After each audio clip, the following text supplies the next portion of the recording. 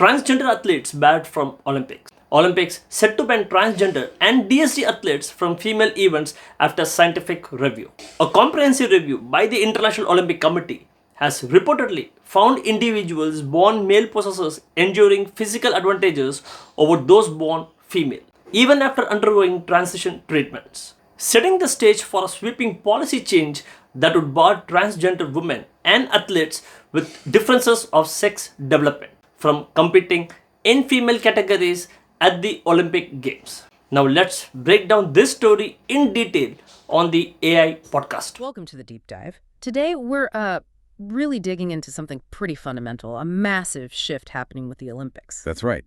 It's about how the International Olympic Committee, the IOC, is reportedly changing the rules around who can compete in women's events. Yeah, this isn't just some minor tweak. We're talking about a potential new, universal standard. It hits right at the core of competitive fairness, eligibility, big stuff. Exactly. And our sources point to this being a really comprehensive policy change, supposedly driven by, well, a deep scientific review they've conducted.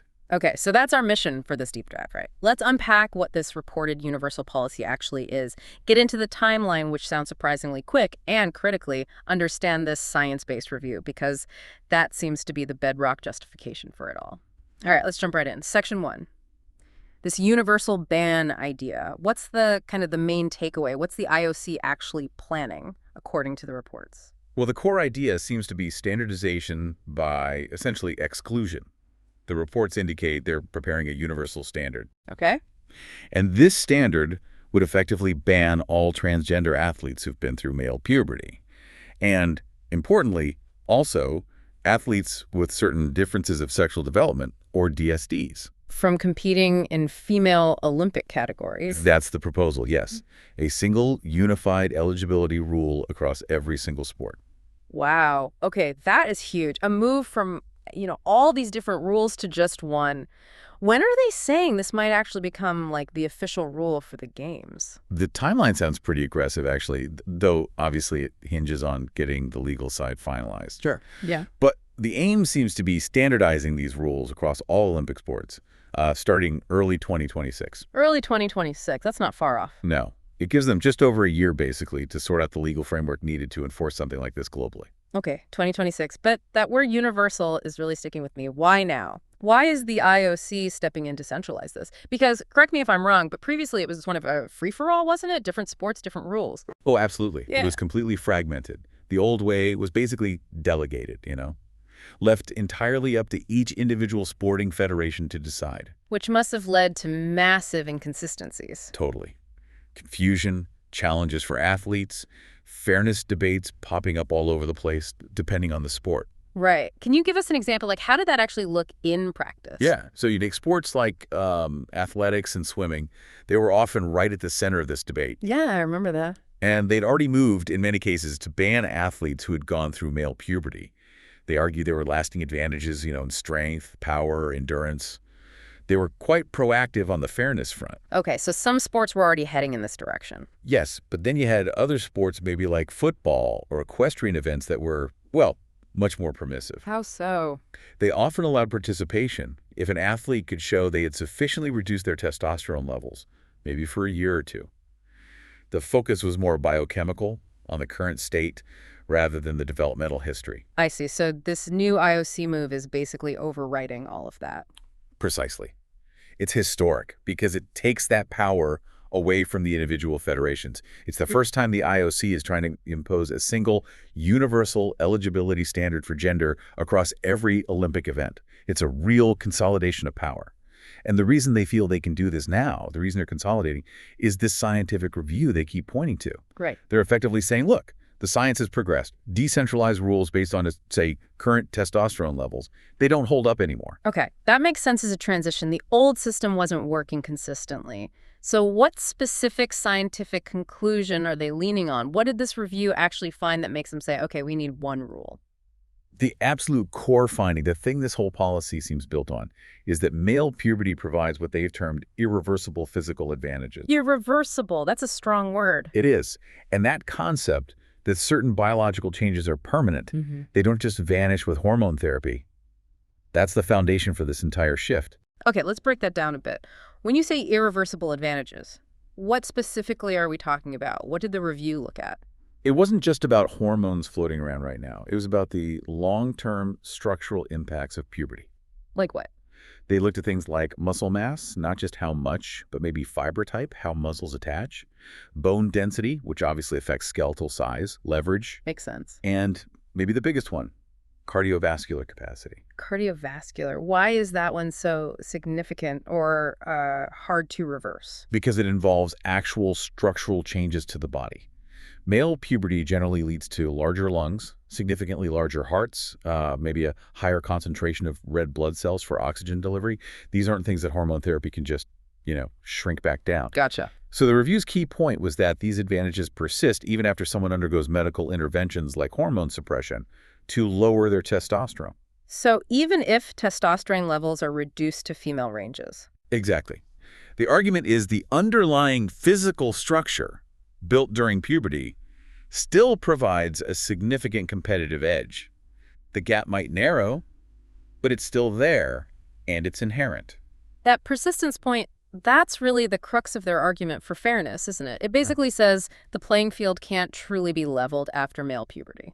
That seems to be the conclusion they drew, yes. We know Dr. Jane Thornton presented these findings. She's the IOC's medical and scientific director. How did that presentation go down? Was it, controversial within the IOC itself? Well, Dr. Thornton presented the data, and the source we have described it as a real turning point. It was characterized as very scientific, factual, and unemotional. Okay, so clinical, data-driven. Right. Suggesting it wasn't about, politics or feelings, but about what the data showed regarding those lasting structural advantages.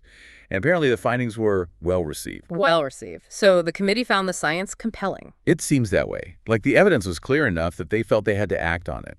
It does sound like the science, or at least their interpretation of it, gave them the sort of justification, maybe the political cover they needed to finally push for this universal standard. I think that's a fair assessment. It allowed them to shift from just making recommendations to potentially issuing a mandate, grounded in what they see as, physiological reality. Okay, now here's where it gets even more complex, I think.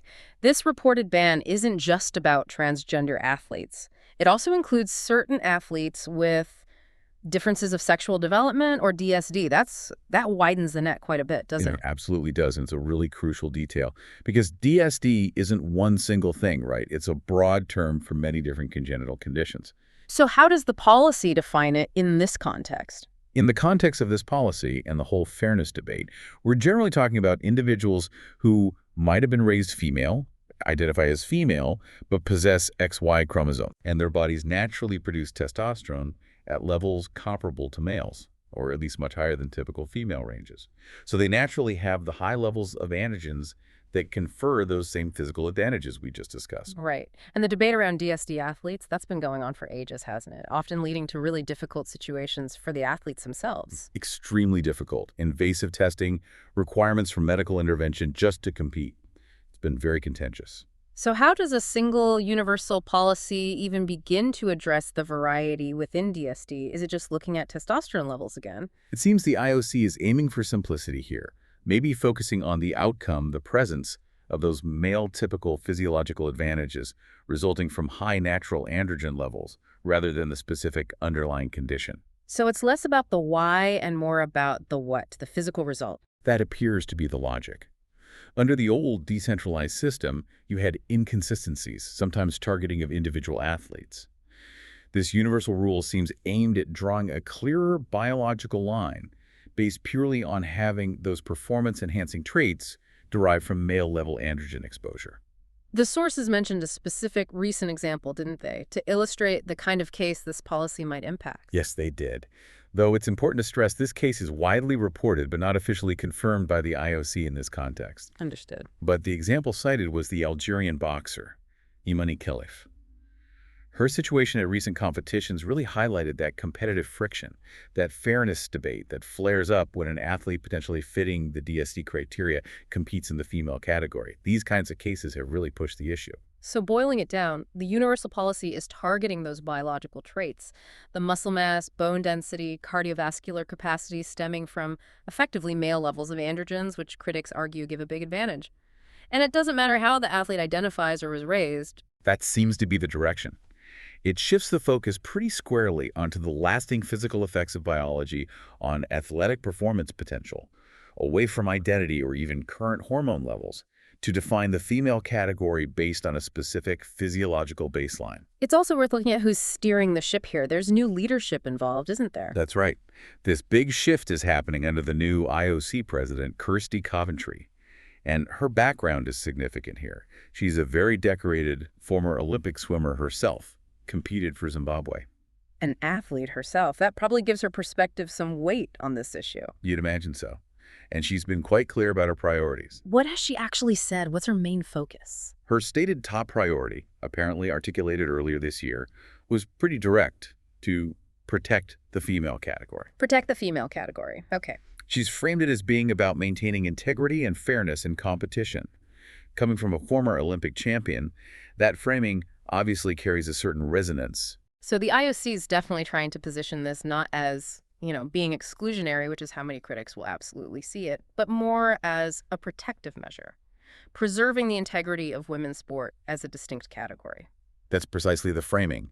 And Coventry has also emphasized that these decisions have to be guided by science and made supposedly in collaboration with stakeholders.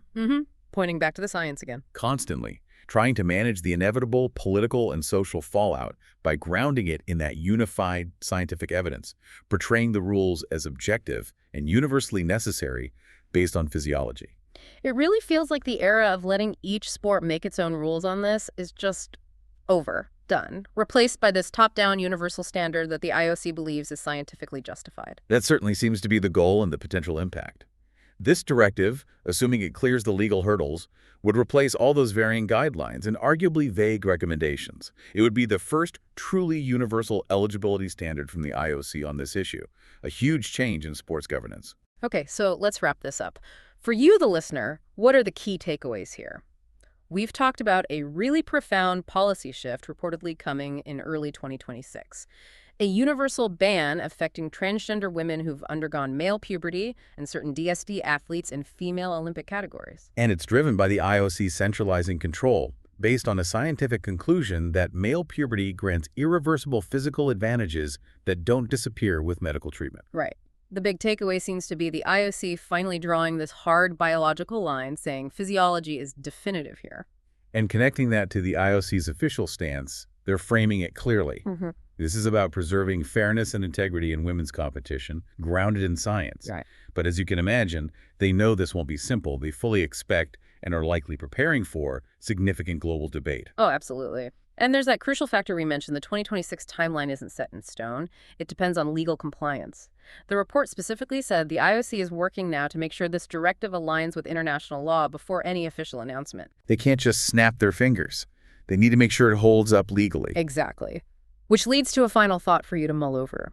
Given how complex international law is, especially around things like human rights and non-discrimination, what specific legal hurdles do you think the IOC needs to clear before early 2026? Could challenges based on discrimination laws, for instance, force them to adjust the final wording? Yeah, how might those external legal pressures ultimately shape the final version of this universal standard? Could they force modifications or clarifications to how these exclusions are defined and applied? That whole legal dimension, that's likely the next major battleground in this ongoing complex issue. Okay, one question for you. What specific scientific evidence did the IOC find that led to the decision to ban transgender and DSD athletes from female events? Don't forget to comment it. Thanks.